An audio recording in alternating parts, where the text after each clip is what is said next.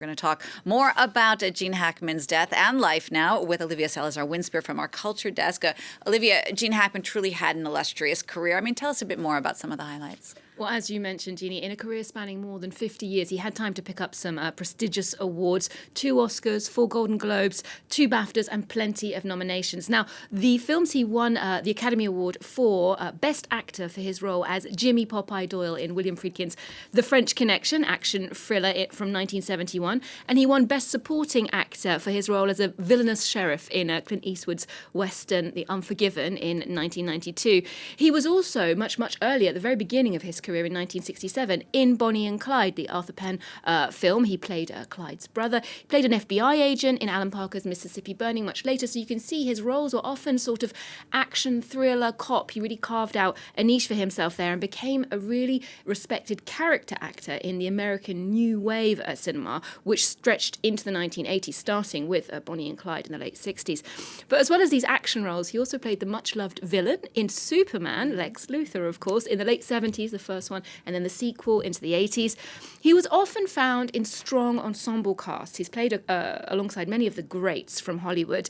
For example, The Conversation by Francis Ford Coppola in 1974, which won what is today the Palme d'Or. It was the Grand Prix then at the Cannes Film Festival. He's really well known for acting alongside some massive names, but stealing the scene himself. Even if he doesn't have lots of lines or a pivotal role in the film. He actually started his career in the theatre in the early 1960s, but what I thought was a fun detail, when he was training at the Pasadena Playhouse in the late 50s, he befriended another aspiring actor, totally unknown, Dustin Hoffman. And about 10 years later, in 1967, Hackman was meant to play Mr. Robinson of The Graduate, the Mike Nichols film of the same name, where Dustin Hoffman plays the young man having an affair with the older Mrs. Robinson. And Gene Hackman got involved in the rehearsals for a while. He was preparing for the film, but Mike Nichols eventually fired him for appearing too young, and he cast Murray Hamilton instead, so they could have played alongside each other.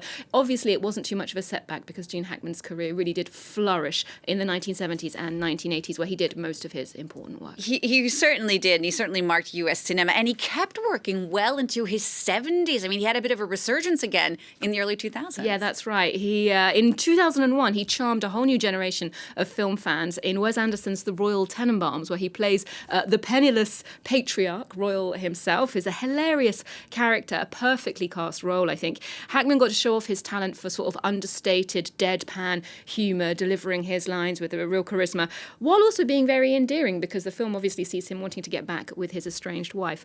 He had another comic turn in Heartbreakers in 2001 as well, Sigourney Weaver and Jennifer Love Hewitt starring in that, so 2 different generations to appeal to there. And as he eased into retirement in later years, he co-wrote 3 historical fiction novels. He also wrote 2 books alone. The most recent one was a crime thriller called Pursuit. And he had been suffering from ill health for the last 15 years, with heart problems in particular. But I suppose what we can say today is that he does leave behind 3 children and a great body of work in American cinema. He certainly does, Olivia. Thank you for that look back at Gene Hackman, who has now died aged 95. Thank you so much.